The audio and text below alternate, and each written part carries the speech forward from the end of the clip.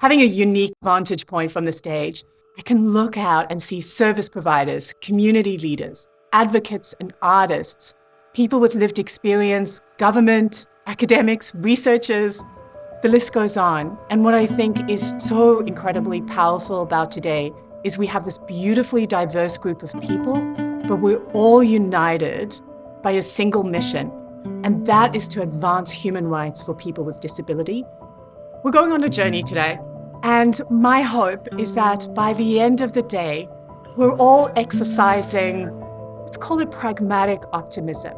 We want to be optimists about what human rights in action mean, but we also want to be pragmatic. How are we going to make this happen?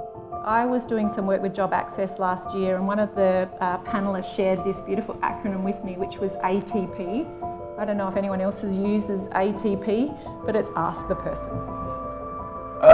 Woo! Yeah, right, Margie? Yeah. Having an inclusive mindset, not seeing inclusion or accessibility as something separate, but it's a mindset that we can create and take everywhere we go. So how can we have more empathy? How can we be more kind? How can we be more curious and also have the courage to act and create the change that we need?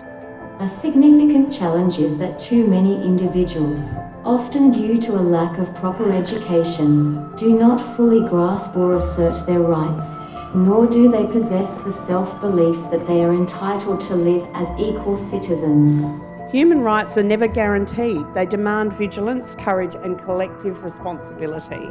Disability cannot be defined by the disability itself.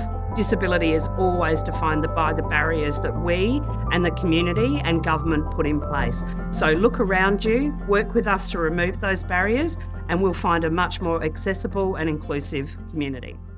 There's lots of things I'd like to be able to change, but I would like to be able to change people's perceptions on what artists with disability can do. Women and girls with disabilities in Australia experience significant systemic inequalities. We endure higher rates of domestic violence, neglect, exploitation, and abuse. And the irony of it all, if you ask people about a petition, they'll say, haven't we already fixed that? Didn't we fix that somewhere in the 90s? No, we haven't. It's time to change. Laws alone aren't enough. Real change requires systems, culture, resources, advocacy, accountability, and people who work together across government, across the community, and with lived experience. Representation for people with disability is very, very low. People should expect excellence from them and not be surprised. And I also want to remind people the absolute importance as a leader is getting down on the ground and feeling the issues and sensing it. And if you're wanting to create the change, don't ever forget to ask the person that has the knowledge and the lived expertise.